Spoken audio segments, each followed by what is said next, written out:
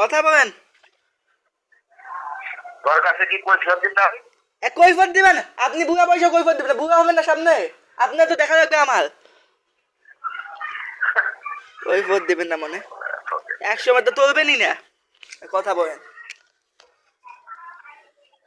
কি হয়েছে, ফোন কাটেন কেন বলেন?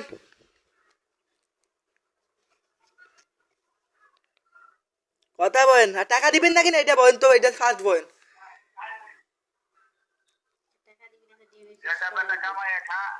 কামায় খাবো কেন, আমি বসেই খাবো। আপনি যেরকম বৈশা খান ওরকম বৈশা খাবো, বুঝছেন?